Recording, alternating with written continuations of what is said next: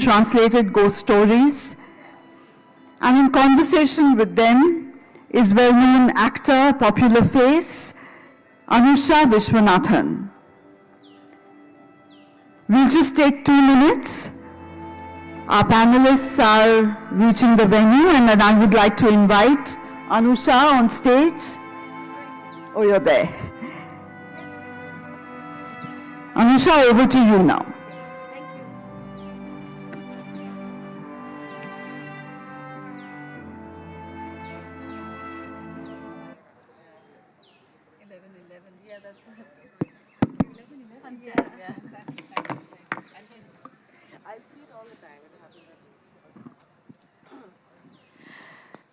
So it's very interesting that this is the first session after Saraswati Puja, you know. We're going to be talking about Bhoot Pret and, Bengali folklore. It's all a lot of the ghosts are sort of driven by unrequited love or some sort of lack of wish fulfillment.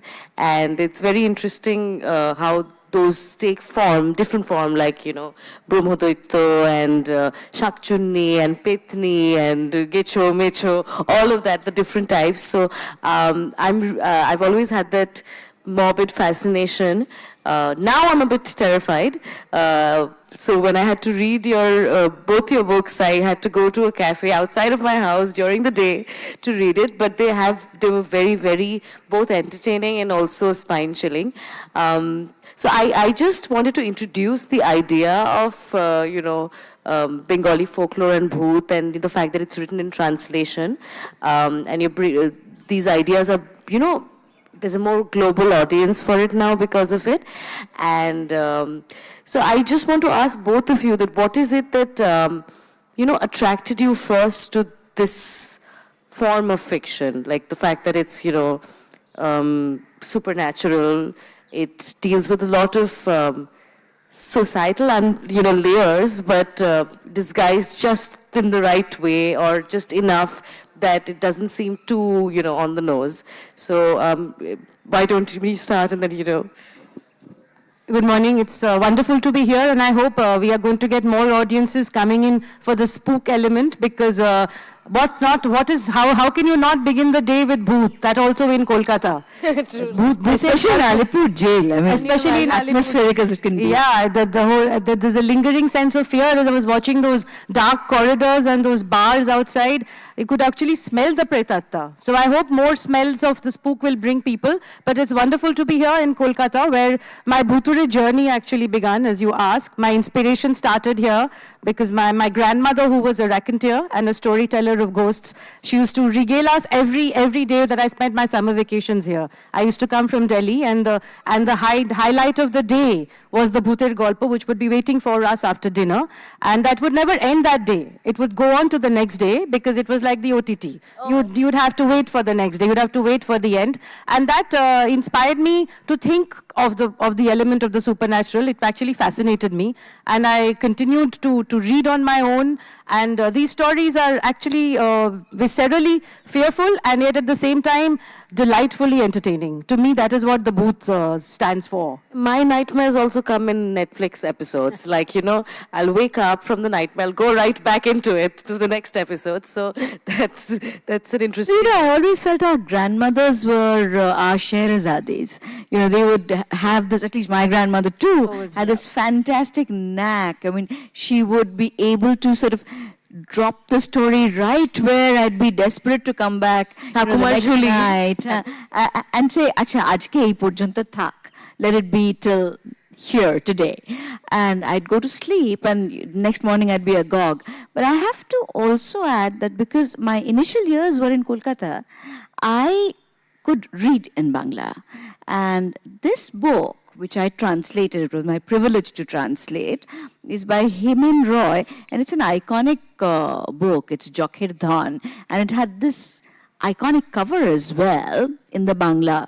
For those of us who are of a certain vintage, shall I say, you had this green and black cover of Bimal's face staring in the darkness with the whites of his eyes showing, and a skull with numbers on it.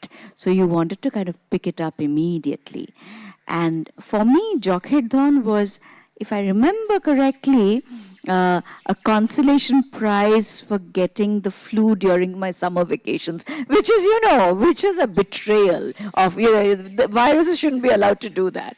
But so I got this nasty bout of flu, and I was weak I was skinny enough as a child, and it was not a nice feeling. So to cheer me up, my aunt got me a copy of Jashodhara. Trust a Bengali aunt to give you Jashodhara to cheer you up. All our real life memories. Yeah, my as father got children. me Edgar Allan Poe comic books as a kid. Yeah. I don't understand how that As works. a reward, let me frighten you some more, as a way to cheer you up. But that is how I think I've always liked my ghost stories. As many of us sitting here, if you're here, you probably are a fan. We're used to this spine-tingling terror, but not too much. So, that feeling of anticipation, that slight chill down your spine, not so much cruelty and sadism and people getting a kick out of your misery. Not that kind of. There's a twisted humor to it as well. Yeah, the slight gothic horror thing continuing. And I still live in a very old house where the ceilings are not unlike Alipur jail. And it can be very atmospheric. And I remember reading it on the bed, lying up, looking at the rafters and the beams, Kodi Borga as we call them. And the story of this jock, who's a specific kind of folklore bhoot or spirit. So a jock is often a young person, but can be older, who is lured in by someone who wants to guard a treasure for all eternity, often a large treasure. And what they do is they lure the child into wherever they've planned to store their treasure, because remember, no banks in those days. And even if they were, nobody trusted them. So it would often be an underground vault or a cave that would go underground, often a secret location that could either be locked from above by a secret trapdoor that nobody would know about, or a big rock in front of a cave. And the idea was to lure that person in and lock that person up, and that person would die. Custodian of your wealth. And the spirit would be the custodian of your wealth for all eternity, unless the jock trapped another person and escaped. So a jock is always looking for somebody to lure in and fool, so it can be free. Yeah, Trapped. It's Trapped in its destiny. It's heartless. It's so sad. I mean, it is really sad, and it's So Jashodhara comes from. yeah, ওইভাবেই আসে. I wanted to know, since you were talking about one of your favorite folklore bhoot হচ্ছে jock, which are your, like, if you had to pick, because you have so many short stories where you've dealt with a multitude of different kinds of bhoot, and I'm sure with your research you've done as well. So which is your favorite Bengali folklore bhoot, and why? Because they're very interesting traits and backstories and lore. For me, frankly, the most overpowering Bengali folklore bhoot is the Petni. Because she is a super person, not a superwoman anymore. She's been liberated from gender. She's got agency, and she's shape-shifting. And she can conjure up anything she wants at will. In fact, that story I mentioned to you that in our talk as well. All grown up with that story. Lebu, and extending the arm to fetch the lebu for her husband. Only a Petni could do that. And I also found Ultopa, that's Shakchuni though. Yeah. The married ghost. The married woman who dies is the Yeah. and Shakchuni also has a thing for fish. I mean, a Shakchuni is always, if I'm not mistaken, I'm sure fishing looking men as for- well. I mean, a part of Mecho Bhoot and ones who are drawn to the. But They are unmarried, right? Shakchunnis no, the are, Shakchunnis are married. are the married. Petnis, They the were Petnis, Shaka. yeah, Petnis The are. Petnis are the So, spinsters, yeah, the single women. The ones are supposed to have died dissatisfied from. But yeah, Torture men. I mean, I love that about no, and they Bengali are youth. able to do what they couldn't. In fact, in the story, in my sort of in this book, which is fantastically designed by, and my editor sitting right here for the very first time in the audience, she has deigned to visit us in Kolkata. Shudeshna, please raise your hand. So, and delighted to have. Eventually, we're both Speaking Tiger, Talking Cup publications. Yes, And yes, sharing Ray for editor. Speaking Tiger. So, Big one, yeah. So, and the spooky element in the Speaking Tiger. So, no, I think they are a very important genre because if you look at this Tagore skeleton, the woman has died she's died by suicide, but she's died after she's been vilified by her in-laws for having killed off her husband. Again, a very cruel patriarchal type of exploitation of that time because you killed him off. So she's considered Is a this serpent. Banihara? No. No, this is not Konkal. This is Konkal, where she's It's very similar. that It's similar. Rabindranath uses a Skeleton. The skeleton. So she comes back as a ghost, as in she is the Konkal who's being studied in an anatomy lesson, and she's talking to these three boys, and one of the boys who she's haunting, and she says that I had a life, and even after I was widowed, I lived a life where she wanted a whole band of suitors. And there was a man she fancied who finally wouldn't marry a widow, obviously, and that was a very tragic tale.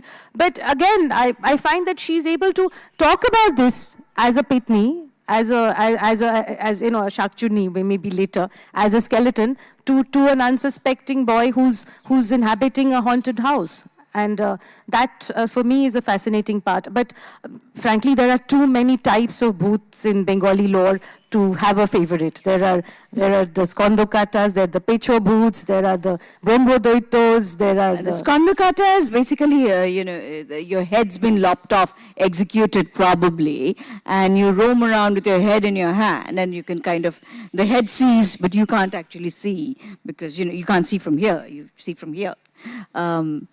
And sometimes I wonder what that is like. Is it like, you see youngsters nowadays taking your photograph from somewhere here, and I'm always thinking that must be the Skandakata lens. You see the world like that.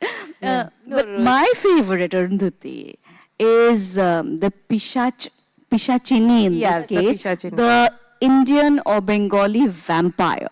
And the one Pishat story that really scared me is the one where the humans don't win. So this story is again by Hemin Roy. I mean, he wrote these incredible ghost stories, actually.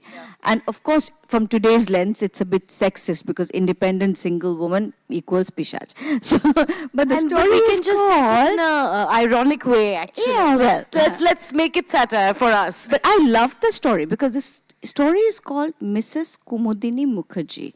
Yes, she has this very, very respectable name, and she's in a small colonial town, not a village.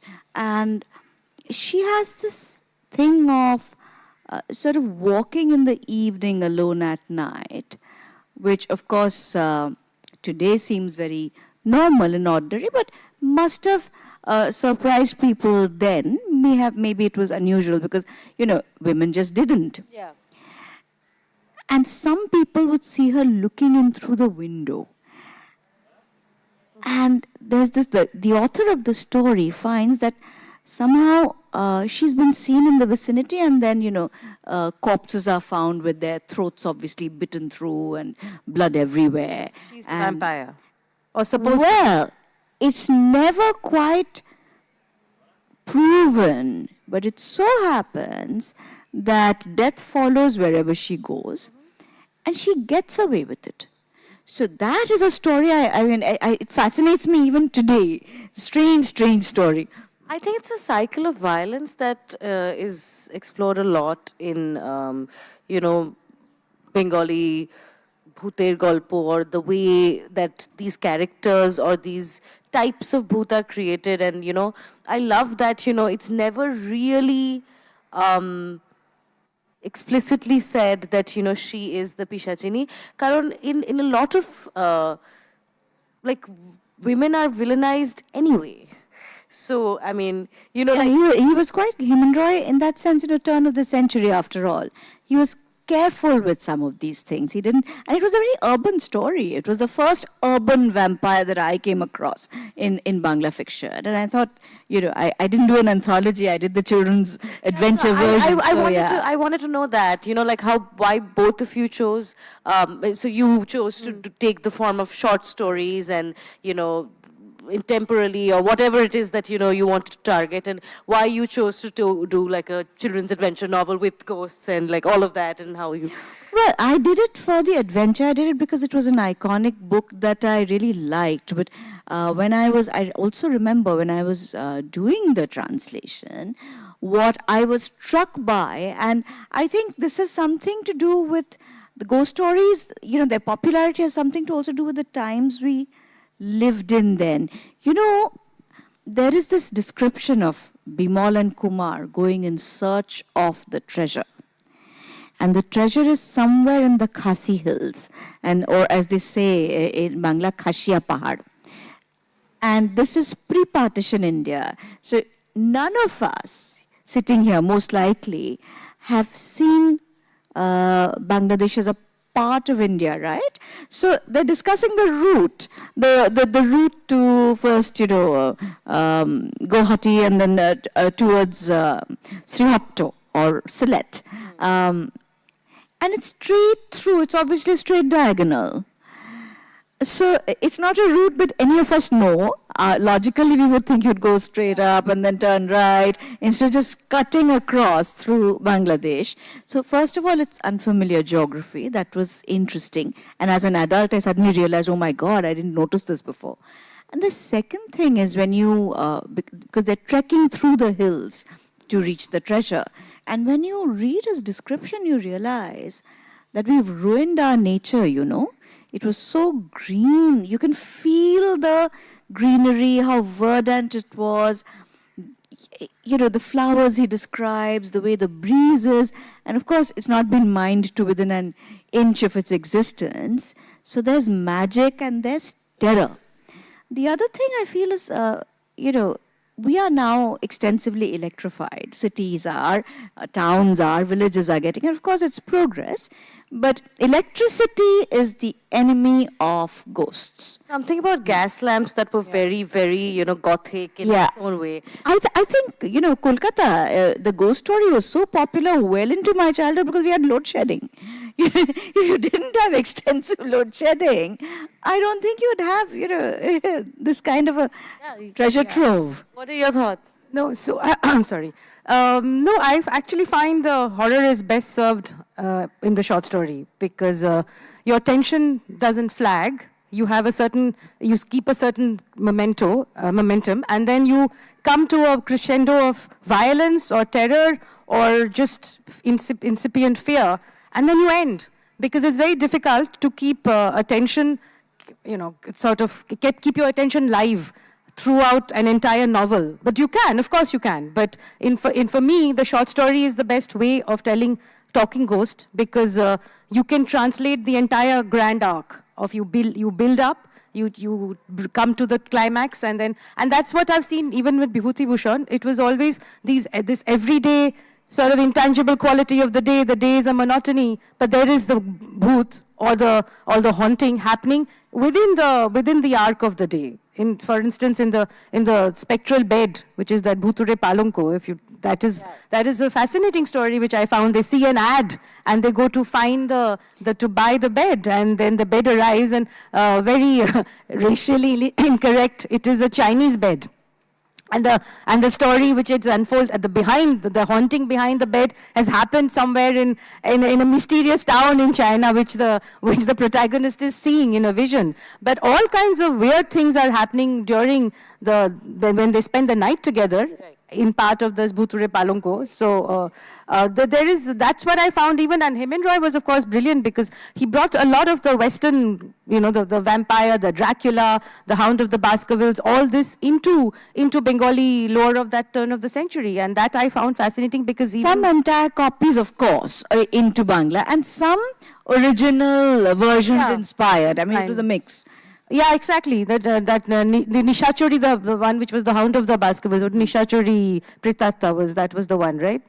Which was the hound of the Baskervilles, which he had translated into Bengali. No, hang on. It was on Nisha. I suddenly the name escapes me. Yeah, I know, I have it. But something Bhayankar, some Nishiter Bhayankar or something like that. Something like that, I'll tell you. Which is the Hound of the Baskervilles, literally translated. That was Nishachori Bibishika. Bibishika, that's what, yeah, that's the one he had done. So yeah, I mean, I remember when I was doing one of my favorite stories, which was the tribal deity who was the Bhute Raja. There I found the description of the tribal deity when the protagonist is first encountering. Again, very, very classic, very quintessential Hemen Roy. If you want, I can just read. Please, please do. You know, while she finds I will steal the name Nishachori Bibishika because, you know, I think that this is something my friends would love to call me because I really do stay up all night and you're a Bibishika to boot. So. Yes, absolutely. Well, we'll see about that.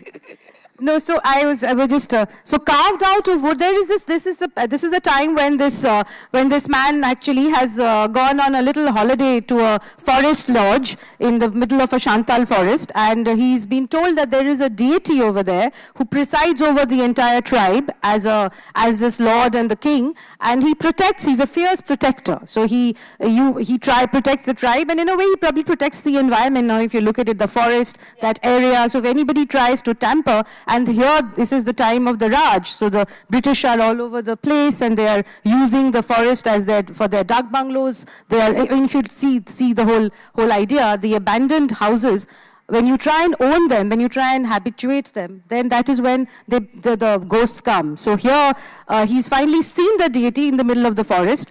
Carved out of wood and crudely painted, the statue stood menacingly staring at me. Even if his body resembled that of a human being's, his face was that of a demon's, large and macabre. Seeing it up close made my heart beat faster. His hair hung loose, serpent-like, his ears were like an elephant's, his face was a mix between a lion's and a bear's, and his eyes were like glass orbs, alight with fire. From his open mouth that was lined with sharp and massive teeth hung half a blood-red tongue. So, and it's it was very vivid. So vividly. Yeah. I think horror, writing horror has to be extremely descriptive. Yes. It has to evoke imagery and also, like what you were saying, there has to be a smell to it. There has to be a atmosphere, as you were saying. Like আমরা যেরকম পাহাড়ে গিয়ে ভূতের গল্প আমরা মানে আমাদের যে ভূতের গল্প session পাহাড়ে, it becomes the fog kind of adds to the feel, the fact that it's climate change has actually done a lot to take that away from us, and light some pollution. Interesting things to bring it back, because I was this year was the most polluted year for Kolkata and perhaps Delhi too. Very much. And because of the fog and the pollution, you had, at least in Kolkata, the classic pea super, that greenish fog that Sherlock Holmes would have. And suddenly I thought, oh my God, we have electricity, but there's hope for ghosts and there's hope for, crime stories. And let's look at the bright side. That's the only bright side at the moment of the fog, yeah. But so what? And because Victorian England had a lot of construction dust, let's not forget. Yeah, because they were building London. Yeah, the smog. And no wonder they had exactly the same kind of fog, the pea super. Yeah, they had that fog, and plus, it's just the it's also I think Garam Kale for us load shedding has become more frequent in ways like it's like even during Amphan I remember like there were that was my house is a very old house. It's like almost 90 years old. So my mom had told me that it looks like a haunted, submerged shipwreck after the storm, and it is very spooky. Our house is probably just 3 years older than yours or something like that. Yeah. And these houses, they retain memory, they retain atmosphere, and the slightest removal of modernity, load shedding, Yes, or a storm, and you're in ghostland territory. And clearly, as a result, here we are. I think it is also to do with our imagination. And I yes. think it's all of us who recognize the ghostly in the everyday.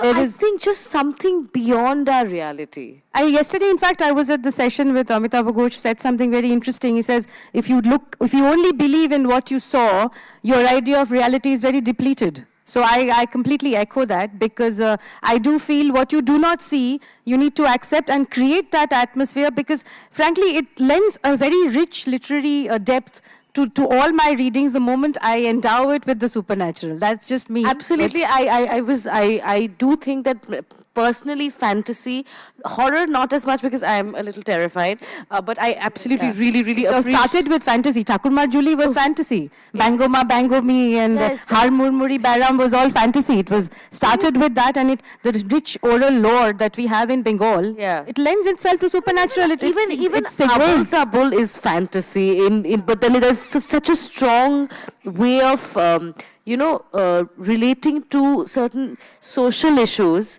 using fantasy or horror as a layer to sort of talk very openly and very directly about certain social issues, like we were talking about the liberation that one feels at being called evil and then embodying it, especially as women. Also, let us not underestimate the power of illustrations. When we talk of, not so much in Jashodhara, which had that cover that kind of shook me and continues to do so, although I adore this one, by the way. Thakumar Jhuli had some illustrations which even today scare me shitless. Pardon my language. I remember working with it once. I just thought, I don't know why I thought I was living alone in a large apartment in a very quiet part of Rajarat. And I thought, let me just read through all of the canon to see if I want to translate something or something like that. And I was alone. And I was reading Thakumar Jhuli, and there's this illustration called Anache Kanache Jib Lok Lok Kore. As in, the tongue sort of sways as it sweeps through all corners. And the picture shows this huge Rakushi. Who is 3 stories tall, because there is one of these South Calcutta houses that you see, and she's higher than that, and she's got a gomta, she's partly covered, she's wearing a benaroshi, and then there is this tongue, and then there are those eyes. And I was in my late 40s at the time. I just packed my bags and came home to my parents. Oh my God. I can't stay one night after reading this. So you said about, and both of you actually, like, why do you think translation is something that you were interested in doing, and how, the corollary to that question is obviously going to be that what it is that you enjoyed doing, what was difficult of it, and how it is, two languages are never going to be able to, that's why they're two separate languages. They have different cultural contexts. They have different ways of saying things. So how is it that you translate something that is so rooted in Bengali culture into language like English? So for me, I was interested in this genre and these stories, but for me it also was, I grew up reading them, and it formed such an intrinsic part of my sort of childhood memories. Why should more people not know about? And I feel translation is a way that we hang on to our past and to bring a modern readership to the translated tales. You need to be able to not just translate, but retell, as I was saying, because readership has changed. Cultural contexts have changed. A lot of what we knew then has evolved. So ideally, and of course, cadence and the linguistic barriers always exist, because like ga chom chome or matha bon bon, or and the jeep lock lock and jeep lock lock. How are you going to translate this into English? But you find a middle ground. You try not to get too lost in the context of Bengal, but you do need to find a way where a modern, more international readership will be able to accept what you've written and understand yet the gravitas or the humor of that time. of the situation that we are talking about. Many of these things I did read then as no longer politically correct. So I had to maneuver very carefully over there.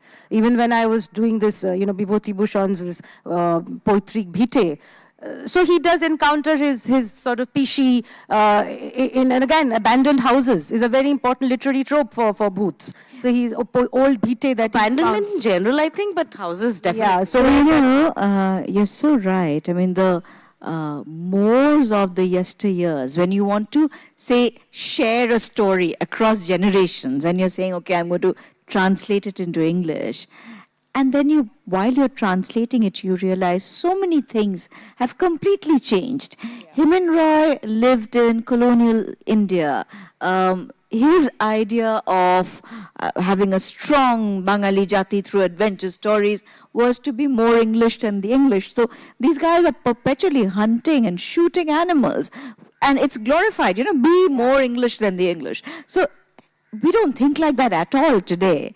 But, shikar was such a big thing in this story. And you cannot erase it. This is a part of how it was. So you keep it. I mean, in fact, in this Poetrik Bhite, what I found was that when he's talking to his pishi, she's talking about a time when, women who were married off at 15, and their entire, their qualities were judged by, what do you know? Do you know what do you cook? How many things can you cook? And are you fair? Porshakalo, big thing. But so Good to look at. Can you do the housework, and how are you going to be useful to me? Basically? So when you translate that now, it's not so easy, because I'm thinking of a young audience, and I have 2 young boys, and I'm thinking, would they want to read this when you're talking about a time whether a woman is judged whether she could cook or not? So it's hard, but you can't. Again, you got to be honest to the original, because that's what attracted you. The original story is what got you, right? So you're always straddling. And it's a complex path to straddle, and I think translation deserves a much more important sort of role in the pantheon that we now represent of languages and of publishing.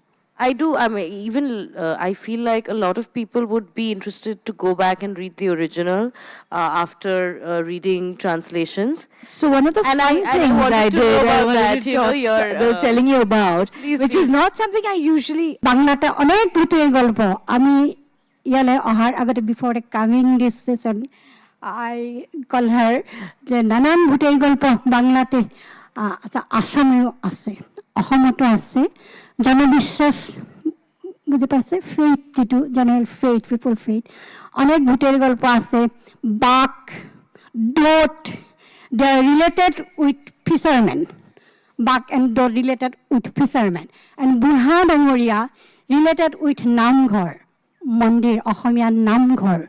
Burha Dangoria riding on white horse, white dress, white pug, Burha Dangoria. And Bhoot Bangla. So is this ghost British or is this ghost Indian? Indian, it's a grammar, or our literature, romanticism, literature, who creator of romanticism in Assamese, Lakshmana Besbora, he has also a Bhutere Golpa, Laukhula. Laukhula means head of a skeleton. Laukhula, ahe maze koy. A girl's lark, girls. Thank you.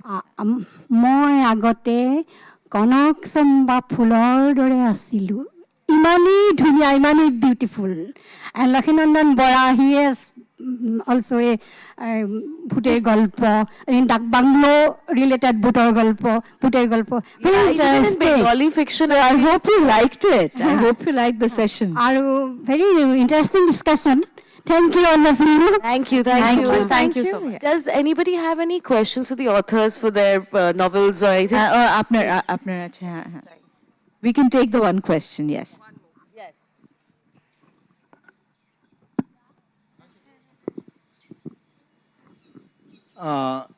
To both of you, the question is one, most of the translations, the stories, are a particular period piece. Himen Roy is more than 100 years, and going down to Bibhuti Bhushan, at least 80 to 90 years. Do any of you have plans to translate more contemporary Bengali pieces because the sensibilities and things are different. And the other thing is, most of these ghost stories, Hemen Roy is completely children. Vibhuti Bhushan or Sharadindu will have adult themes. But are there plans to translate supernatural story with more adult themes? Actually, in the 11 that I've done, Heman Roy is just 2 of them. The others are mostly all adult. Tagore's are very, very adult stories. And so are, if you read the anthology, you will see that a lot of this is more adult than children's. And also the time period has an efflorescence of ghost stories written in Bengal. That's why I focused as the first translation. And yes, there are plans to do more and more contemporary stories, more classic and contemporary. It has to be a ghoulish mix. It has to be both. So, one of the more practical hurdles is getting all the copyrights coordinated.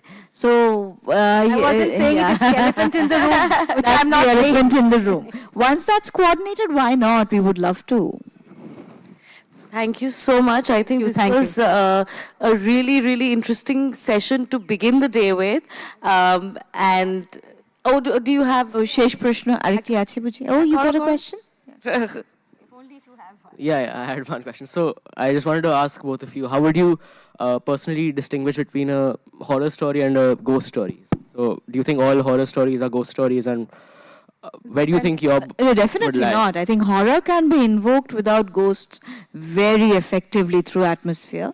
Horror can be sometimes, I think, better explained without ghosts by just leaving it vague. Because there are so many things in real life where we're constantly telling ourselves scientific age to sort of, it's a way of comforting ourselves, but so many things scare us. We haven't even explored, unlike Japanese horror, the fear and the terror of, let's say, the unknown.